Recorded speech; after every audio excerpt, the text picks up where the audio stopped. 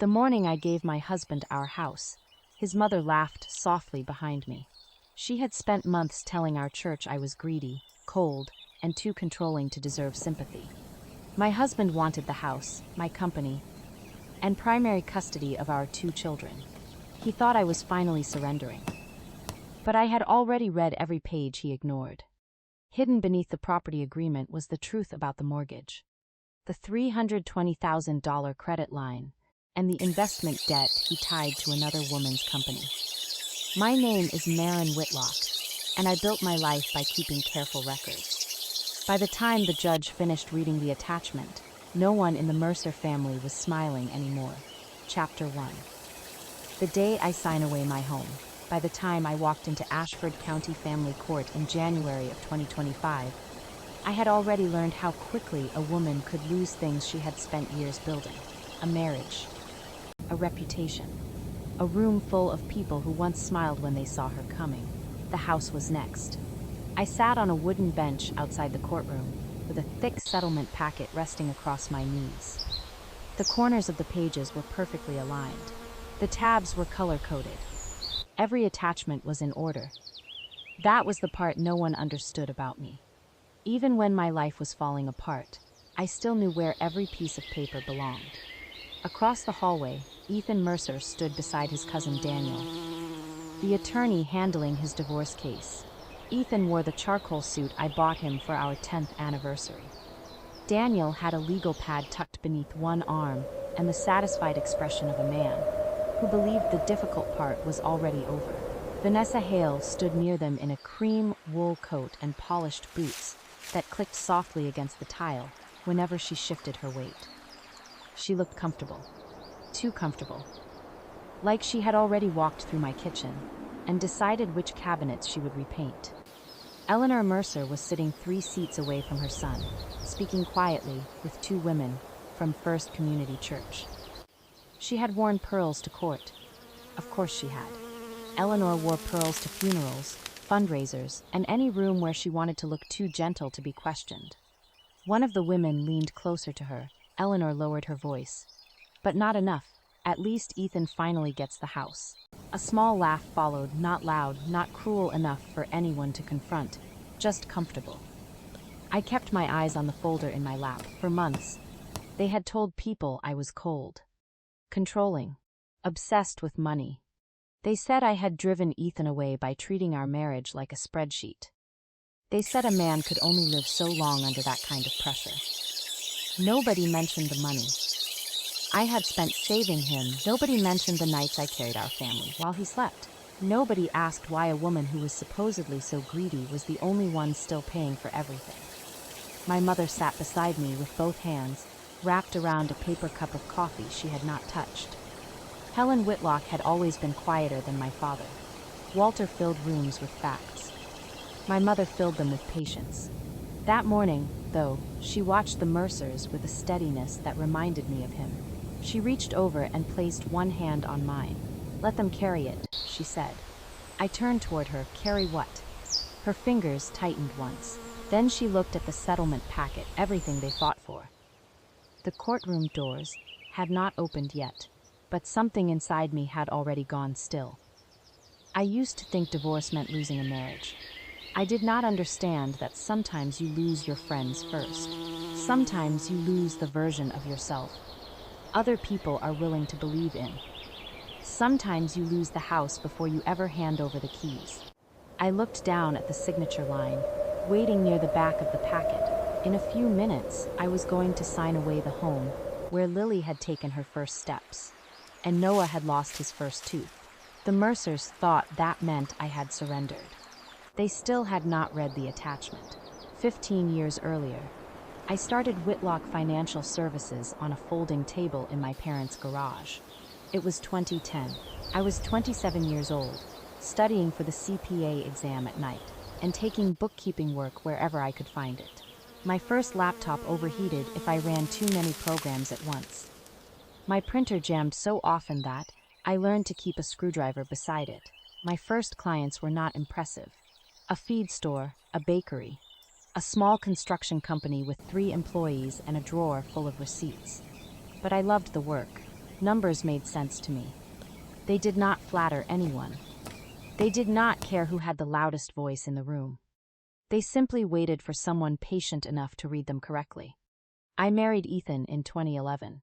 Back then, he was charming in a way that felt generous. He could make a waitress laugh after a long shift. He remembered names. He believed every opportunity was the beginning of something bigger. My father never disliked him exactly. But Walter noticed things. He noticed how Ethan talked about money before he had earned it. He noticed how easily ambition turned into certainty. One afternoon, while helping me sort invoices in the garage, my father held up a receipt and said something I had heard 100 times before. Money remembers. People do not. I rolled my eyes. You make everything sound like evidence. He looked at me over the top of his reading glasses. Most things become evidence eventually. At the time, I thought he was being dramatic. Walter had earned the right to be cautious. In the late 1980s, before I was old enough to understand what bankruptcy meant, a business partner he trusted emptied their shared account and disappeared. My father had believed a handshake was enough. It took him years to recover. After that, he wrote everything down. Deposits, withdrawals, loan terms, dates, names. He kept a small green ledger in the top drawer of his desk. On the first page, he had written 2 lines in block letters: separate, keep traceable.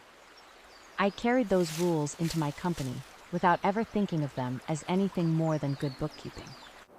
When Lily was born, I answered payroll questions with one hand while rocking her with the other.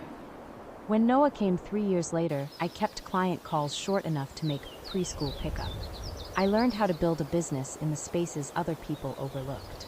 Early mornings, late nights, half-eaten lunches at my desk. The more reliable I became, the more everyone leaned on me: clients, employees, my children, Ethan. There is a strange thing that happens when a woman carries too much for too long. People stop seeing the weight. They start seeing only how well she holds it.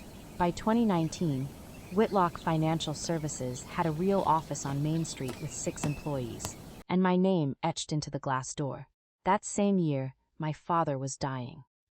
Pancreatic cancer took him faster than any of us expected. During his last week, I sat beside his bed while the winter light faded across the hardwood floor. He asked my mother to bring him the green ledger. His hands had become thin, but they were still steady when he placed it in mine. "Keep this," he said, "Dad. I know how to manage my accounts, I know," he said. "That is not why I am giving it to you." He tapped the cover with one finger. "Someday, this will save you." I wanted to tell him he was wrong. I wanted to tell him I did not need saving. That I had a husband, 2 children, a company, a life built on careful decisions. Instead, I held the ledger against my chest and cried. After he died, I put it in the bottom drawer of my desk and left it there for years. I never noticed that one page had been marked. Back in the courthouse hallway, Daniel checked his watch. The courtroom doors opened. Ethan looked over at me for the first time that morning. Vanessa touched his arm. Eleanor smiled. I stood, picked up the settlement packet, and followed my mother inside. The page they wanted my signature on was waiting. So was the attachment they had never bothered to read, Chapter 2. The Wampum Bayou kept everyone afret. For a long time, I believed the life Ethan and I had built was stronger than anything that could happen to us. From the outside, it looked that way. We had the house in Ashford, 2 children, a business with my name on the door, Sunday mornings at First Community Church, school concerts, baseball games, family dinners where Eleanor brought pies and Ethan made everyone laugh before dessert. People saw a marriage that had settled into something dependable. They did not see who kept it dependable. I paid the bills. I tracked the insurance renewals. I remembered Lily's orthodontist appointments and Noah's allergy medication. I handled the taxes, the retirement accounts, the grocery list, the permission slips, and the calls from clients who always seemed to need something 5 minutes before dinner. I knew which teacher Lily trusted when school felt overwhelming. I knew Noah kept his baseball glove under his bed because he liked knowing where it was at night. I knew Ethan preferred his coffee black on weekdays and sweet on Sunday mornings. For years, I thought remembering those things was love. Maybe it was the problem was that everyone else slowly stopped remembering for themselves. Lily was 11 by then, quiet and observant, with the kind of face that showed every feeling before she could hide it. She had started violin lessons when she was 7 and treated every practice session like a promise she had made to herself. Noah was 8 and believed baseball could solve almost any problem. He loved the Guardians, wore the same faded cap until the brim curled, and still looked toward the bleachers before every game to see who had come. I never missed one. Ethan missed more than I wanted to count. He always had a reason: a sales call, a client dinner, traffic outside Columbus, a meeting that ran late. Then he would arrive on Sunday morning with a new bat for Noah or a charm bracelet for Lily and act as if gifts could fill the space where time should have been. Children notice who shows up, not who buys the most expensive apology. The first real fracture came in 2022. Ethan had started talking about real estate, the way some men talk about lottery tickets. Every dinner became a lesson about equity, appreciation, and passive income. He followed investment podcasts, joined online groups, and started using phrases like wealth strategy and exit plan. At first, I listened. I had built my career around small businesses. I understood risk. I also understood that people sometimes needed a dream. Ethan said he had found his. He invested in a small property venture with 2 low partners. The market had been climbing. Houses sold quickly. Everyone seemed convinced the good years would last forever. Ethan started talking about retiring early. He said we could travel. He said I would finally stop working so hard. I remember smiling when he said that.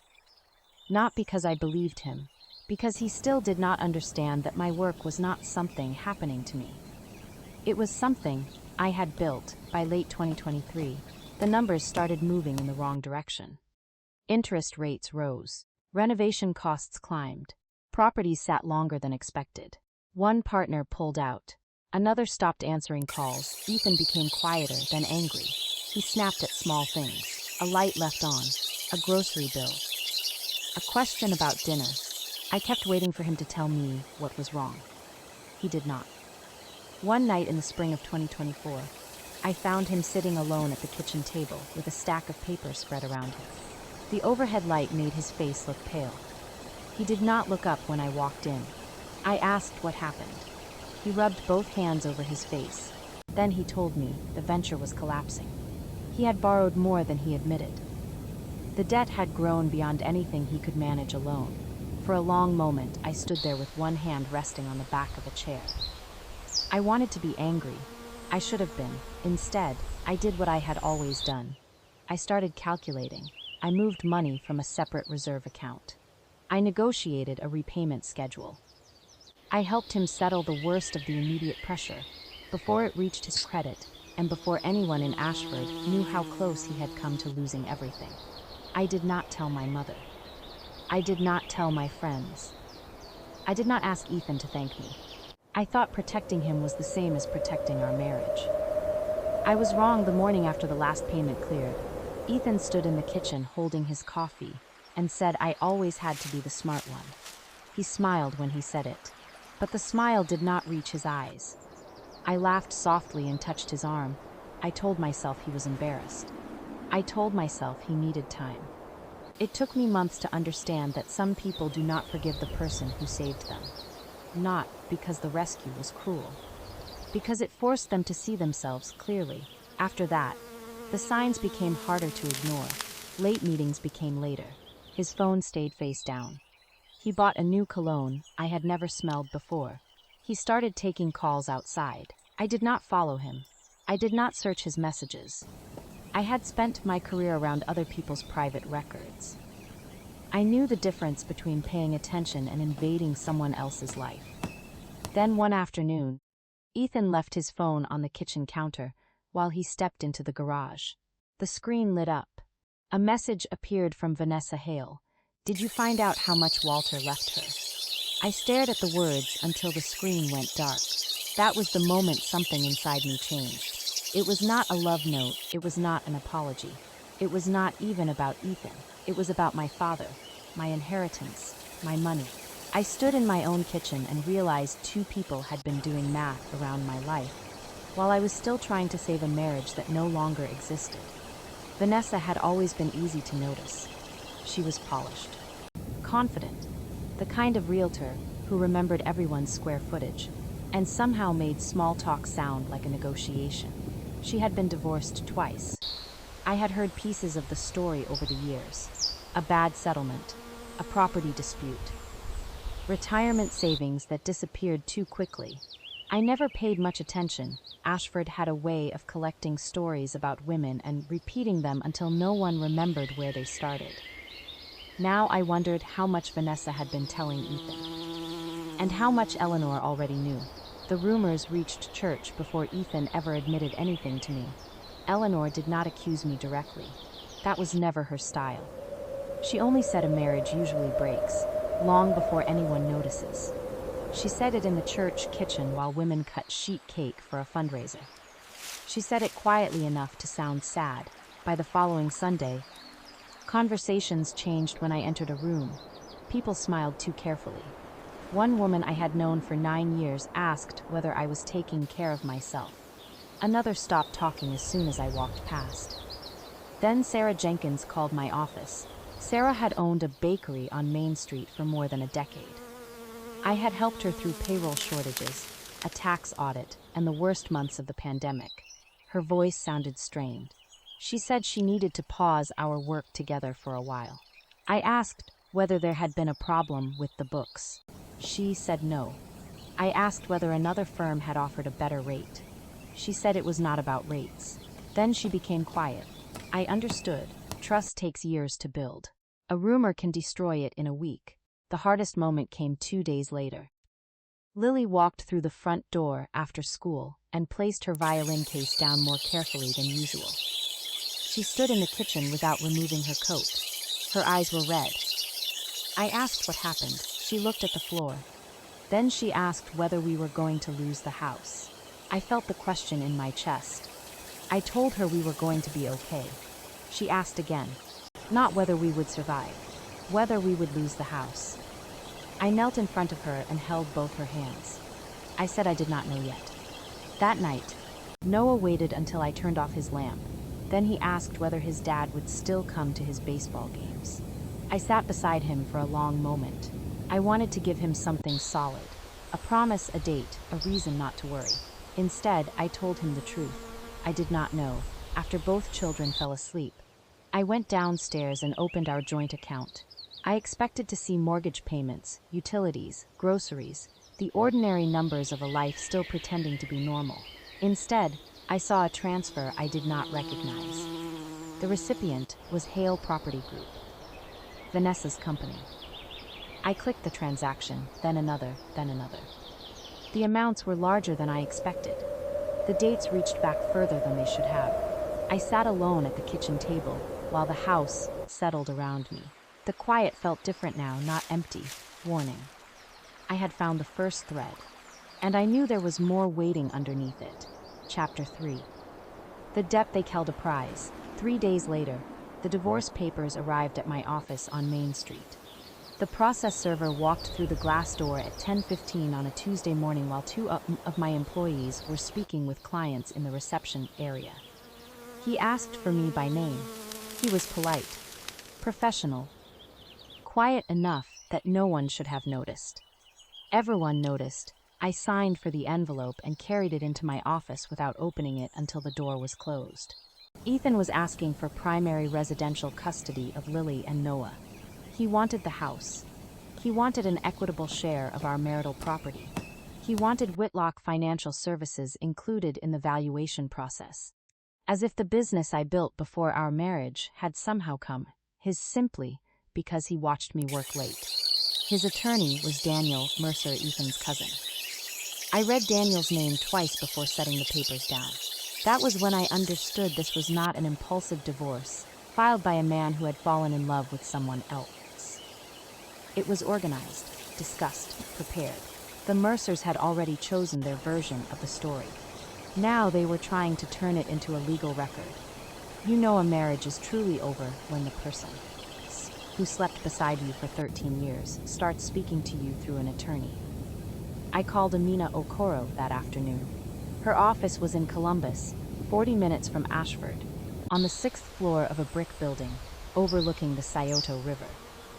She had spent nearly 20 years handling family law cases involving privately held businesses, inherited assets, and custody disputes. She did not offer false reassurance. She did not tell me everything would be fine. She read the filing, made notes in the margins, and asked one question. Did you ever mix your inheritance with marital money? No, not even temporarily. Never. The land? Still in my name. Never refinanced. Never pledged as collateral. The cash? One separate account. No joint deposits. No household expenses. Amina leaned back in her chair. For the first time since I arrived, the tension around her eyes eased. Good. She closed the file. That may save more than your money. I wanted to believe her. I also knew enough about numbers to understand that one protected account did not explain the transfers I had found. That night, I drove to my mother's house. Helen still lived in the same ranch-style home where I grew up. The garage where I started my business was crowded with storage boxes now, but the old folding table was still leaning against one wall. My mother made tea and listened while I told her about the divorce papers, the custody request, Daniel and Hale Property Group. When I finished, she stood without saying anything and walked toward the hallway closet. She returned carrying the green ledger. I thought you kept that at the office, I said. You brought it here after your father died. She placed it gently on the table. Maybe you knew you would need it close. I opened the cover. My father's handwriting filled the pages. Dates, account numbers, deposit records, notes about the 12 acres outside Ashford. Every line steady and deliberate. A small folded slip of paper fell from between two pages. I recognized Walter's handwriting before I unfolded it. If life ever becomes unfair, trust the records.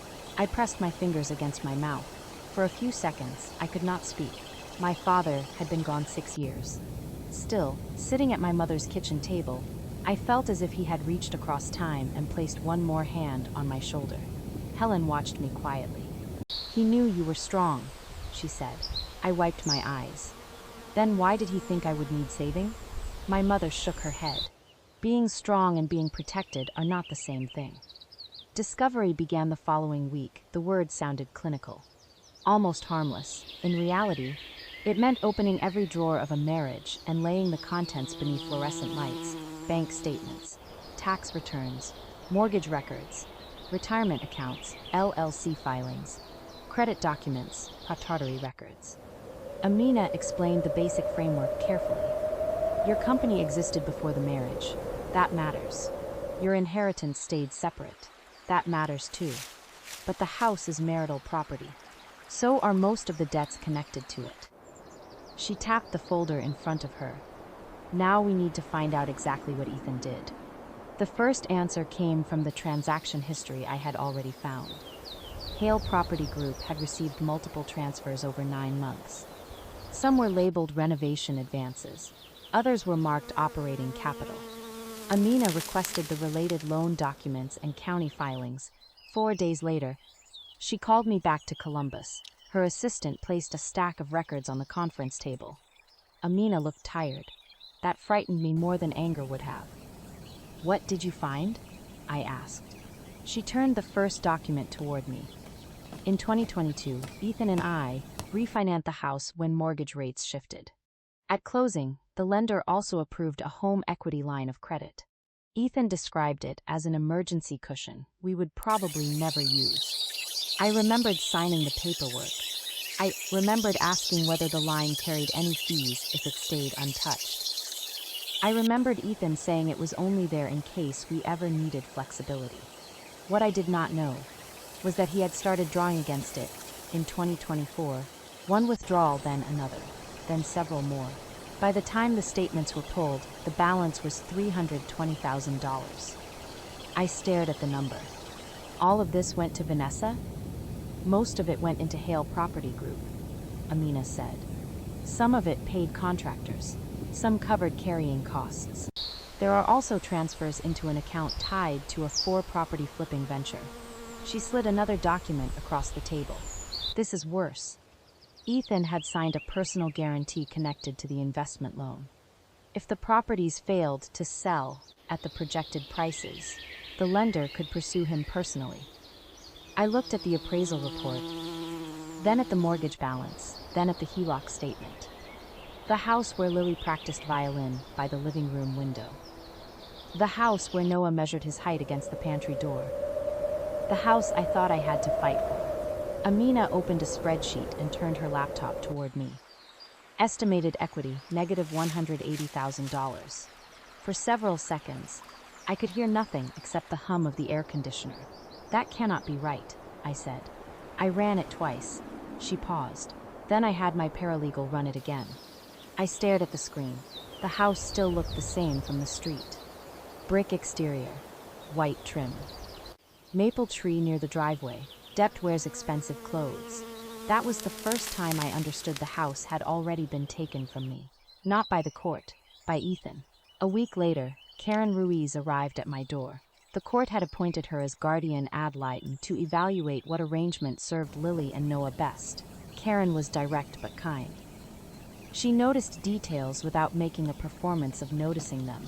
The school calendar on the refrigerator, Lily's lesson schedule, Noah's allergy medication in the kitchen cabinet.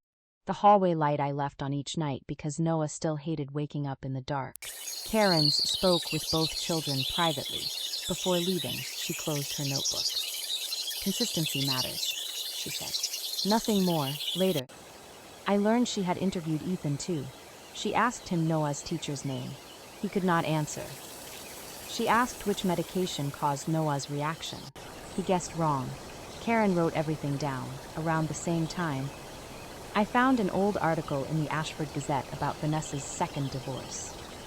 The piece mentioned a disputed property sale and a foreclosure tied to an investment account. A former client of mine saw the article on my desk. Vanessa has always been chasing security, she said. I almost felt sorry for her. Almost fear can explain cruelty. It does not excuse it. That afternoon, I saw Vanessa outside the grocery store. She glanced at the wedding ring I had not yet removed. Then she smiled. The house is practically ours already, she said. I looked at her for a moment. I did not argue. I did not warn her. I simply pushed my cart toward my car. For the first time in months, I knew something they did not. The house might be the most expensive thing they had ever fought to win. And the worst mistake they had ever made, Chapter 4. Let them have what they fought for. After that afternoon in the grocery store parking lot, I stopped thinking about the divorce as a battle and started treating it like an audit. Most nights, after Lily and Noah were asleep, I drove back to Whitlock Financial Services and sat alone beneath the green-shaded lamp on my desk. 3 stacks of paper waited in front of me. The company, my inheritance, the house. For months, I had been asking the same question. How do I keep the house? It had felt like the only question that mattered. The house held 15 years of birthdays, scraped knees, Christmas mornings, and pencil marks on the pantry door where Ethan and I measured the children every summer. But once I understood the debt attached to it, the question changed. Why did they want it so badly? Numbers do not lie. They only wait for the right person to read them. Amina had already calculated everything twice. One Friday evening, she called while I was still at the office and asked whether I could meet her the next morning. Her conference table was covered with statements when I arrived. She pointed to the mortgage balance, then the home equity line, then the personal guarantee Ethan had signed for the investment venture. I ran it again, she said, and the result did not change. She slid the spreadsheet toward me. If Ethan insists on taking the house through a settlement, he is not just taking the address. He is taking the mortgage, the HELOC, and the obligations he tied to that investment. I looked at the negative number at the bottom of the page. Amina leaned back in her chair. They are fighting for a liability.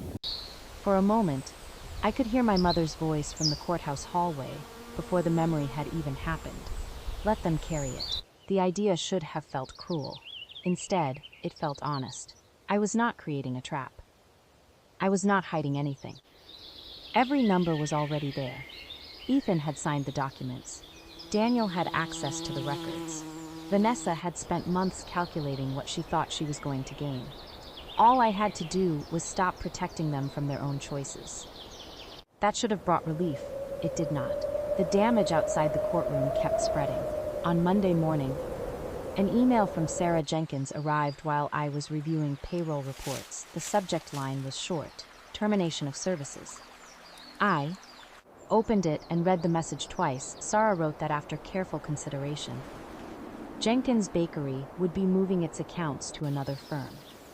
She thanked me for my years of work and ended with a sentence that hurt more than everything else.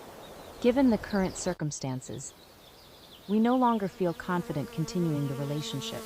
Loss of confidence. 12 years reduced to 2 words. I remembered the winter Sarah almost closed the bakery. I remembered staying late to help restructure her payroll.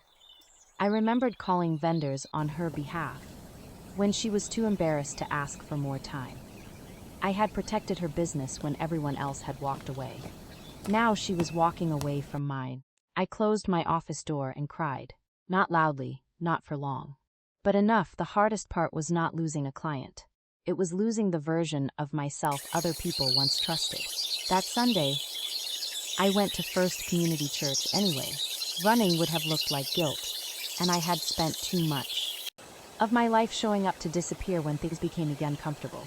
The sanctuary smelled like coffee, old hymnals, and the cinnamon rolls someone had left in the fellowship hall. People greeted me carefully, too carefully. A few looked away. Eleanor sat near the front as she always did, silver hair perfect, pearls resting against a navy sweater. I chose a seat near the middle. For a moment, the empty space beside me felt enormous. Then Grace Holloway slipped into the pew. She owned a small florist shop 2 blocks more from my office and had known my mother for years. Grace did not ask whether the rumors were true. She did not offer advice. She simply placed her hand over mine. I swallowed hard. Sometimes kindness is quiet enough that no one else notices it. After the service, Eleanor found me near the coat rack. Several women stood close enough to listen without pretending otherwise. She smiled gently. Some women mistake control for love. The words landed exactly where she intended. I looked at her. For 1 second, I wanted to tell everyone the truth. I wanted to explain the debt, the transfers, the messages, the years I spent carrying Ethan through mistakes nobody knew he had made. Instead, I buttoned my coat. Sometimes silence is a choice, too, I said. Eleanor's smile faltered. Only slightly. That afternoon, Lily came home from a friend's house with red eyes. She put her violin case down by the stairs and stood in the kitchen, twisting the sleeve of her sweater. What happened? I asked. She looked away. A girl at school said Dad left because you only care about money. I felt something sharp move through my chest. Do you believe that? Her face crumpled. No, I pulled her into my arms. She cried against my shoulder until the front of my sweater was damp. I did not tell her father was lying. I did not tell her. Eleanor had helped spread those lies. Children should not have to carry adult bitterness. That night, Noah asked the same question he had asked before. Will Dad come to my game Saturday? I sat on the edge of his bed and smoothed his hair. I do not know. He stared at the wall for a moment. Then he nodded like he was trying to be older than 8. Children remember stability more than gifts. They remember who turns on the hallway light. They remember who sits beside the bed when there is no easy answer. A few days later, I ran into Jason Hale outside a hardware store. I recognized him from a charity fundraiser years earlier. He recognized me too. For a second, neither of us knew what to say. Then Jason looked toward the parking lot and sighed. Vanessa is not evil, he said. I waited. She is terrified of ending up alone. He told me enough to make the rest clear. Her first marriage collapsed under credit card debt. Her second ended after a failed property investment and a foreclosure. Most of her retirement savings were gone. I listened without interrupting. For one brief moment, I saw Vanessa as more than the woman touching my husband's arm in public. I saw fear, aging, panic, a person trying to grab security before time ran out. But fear can explain cruelty, it does not excuse it. The next morning, Daniel sent a settlement proposal. Amina called me into her office and placed it on the table. Daniel's offer sounded generous at first. Ethan would reduce his demand for spousal support if I agreed to include Whitlock Financial Services in the marital property division. Amina read the paragraph again and laughed once without humor. "There it is," she said. "What? The company, that is what they really want. The house was only leverage, the business was the prize." Whitlock Financial Services had existed since 2010. Before Ethan, before the wedding, before Lily and Noah, they could not simply take it. They needed my signature. At mediation, Daniel pushed the papers across the table. Ethan sat beside him, expression tight. "Just sign," Daniel said. "This gets easier for everyone." My hand moved toward my purse. My fingers closed around the old brass key to my office. I thought about the folding table in my parents' garage, the broken printer, the nights with Lily asleep against my shoulder while I finished payroll, the clients I had saved, the years Ethan had dismissed as obsession until he decided they were worth stealing. I pushed the papers back. "No." One word. Nothing dramatic, but Daniel stopped smiling. Ethan looked at me as if he had never seen me clearly before. The night before court, I sat at my mother's kitchen table with the green ledger open in front of me. The marked page from years earlier was finally visible. Walter's handwriting filled the margin. The loudest person at the table usually owns the least. I smiled. The next morning, I would sign away the house, and the Mercers would thank me for giving them exactly what they had fought for. They still had not read the attachment. Chapter 5. The attachment they never read. The next morning, the courtroom felt smaller than I remembered. Helen sat beside me, with both hands folded around the green ledger. Grace Holloway had taken a seat behind us. She did not say anything when I turned around. She only nodded once. Across the aisle, Ethan wore a new gray suit.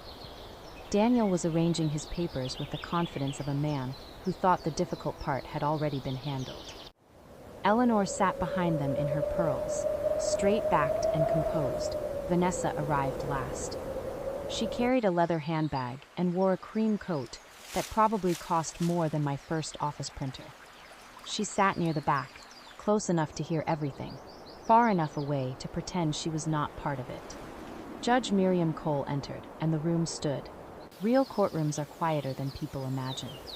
There is no dramatic music, no perfect speech waiting for the right moment, just documents, questions, and the kind of silence that makes people reveal more than they intended.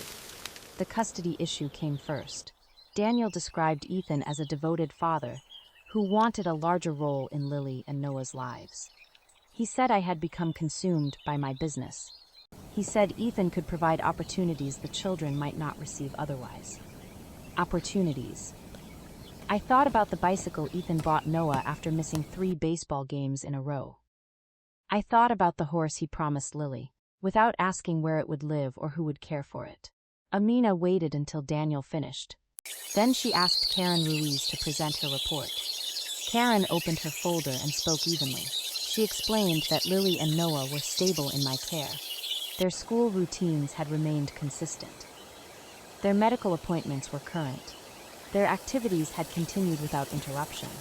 She did not attack Ethan. She did not need to. Judge Cole looked toward him. "Mr. Mercer, when was the last time you attended one of Noah's baseball games?" Ethan shifted in his chair. "I have been traveling for work. That was not the question." He looked down. "I do not remember the exact date." Judge Cole asked whether he knew the name of Noah's homeroom teacher. Ethan guessed incorrectly. She asked about Noah's allergy medication. He could not answer. The room went quiet. I did not feel victorious.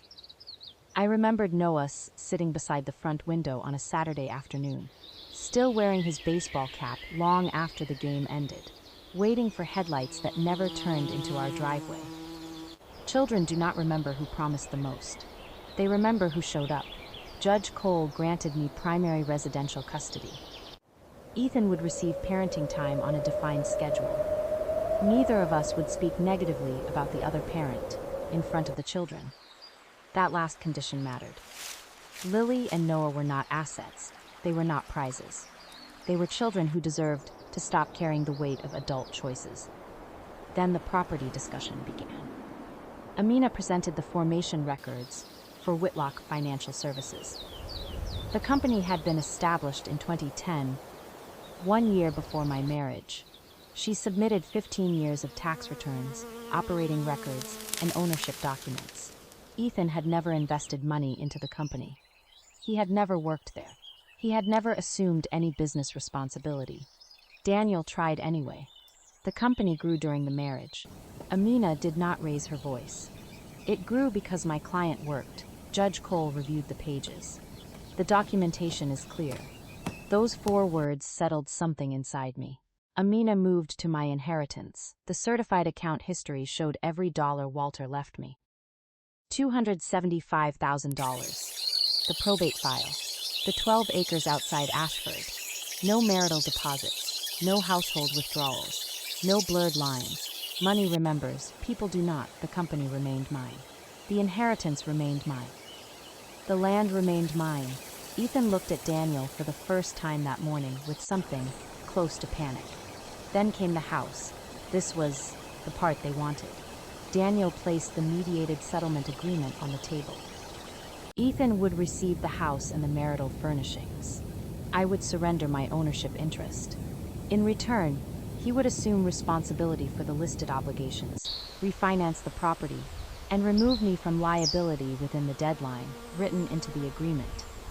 Amina had added an indemnification clause. Nothing was hidden. Nothing was disguised. Every number had been available before court. They simply had not read carefully enough. Judge Cole turned toward me. Miss Whitlock, do you understand that you are surrendering your interest in the marital residence? Yes, Your Honor. Are you signing voluntarily? Yes. Have you reviewed the attached addendum with your attorney? I looked at Ethan, then at Daniel, then at Vanessa. Every page. I signed my name. Eleanor smiled. Vanessa leaned back in her chair and exhaled softly. Ethan looked relieved for a few seconds. They believed they had won. Then Amina placed the addendum in front of the judge. For the record, Your Honor, the settlement includes the attached financial obligations. Judge Cole began reading. The remaining mortgage balance, the home equity line with a drawn balance of $320,000, the personal guarantee tied to Ethan's real estate venture, the delinquent renovation invoices, the updated appraisal, the estimated negative equity of approximately $180,000, the refinance deadline, the indemnification language. The room changed. Not dramatically, not all at once, just enough. Vanessa leaned forward. You told me there was equity. Ethan did not answer. She lowered her voice. You said the house was almost paid off. Daniel flipped through the pages too quickly. Judge Cole looked toward him. Counsel, did your client review these obligations? Daniel swallowed. Yes, Your Honor. He could not say anything else. The documents had been sent days earlier. The figures were listed clearly. No one had tricked Ethan. No one had concealed the debt. He had simply wanted the house badly enough to stop reading. Karma does not always arrive like thunder. Sometimes it arrives as a payment due. Vanessa picked up her handbag and left before the hearing ended. The courtroom door closed behind her with a soft click. Ethan watched her go. For the first time, he understood she had never been waiting for him. She had been waiting for an asset. He turned toward me. You planned this. I met his eyes. No, I read it. I placed the pen down, touched the old brass key in my purse, and stood. My father taught me to read everything before I sign. 3 months later, Ethan still had not refinanced the house. The investment properties continued losing money. The bank began enforcing the overdue obligations, and he sold what he could while trying to negotiate the personal guarantee. Vanessa sent him one message before disappearing from his life. I cannot do this again. Eleanor stepped down from her position in the women's ministry after Pastor Elaine Brooks spoke with her privately. Grace told me people were beginning to understand what happened. I did not need an apology from the whole town.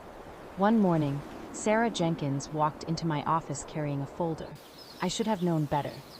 I looked at the woman whose bakery I had helped save years ago. Trust takes time. She nodded, so do second chances. By the fall of 2025, Lily, Noah, and I had moved into a smaller house.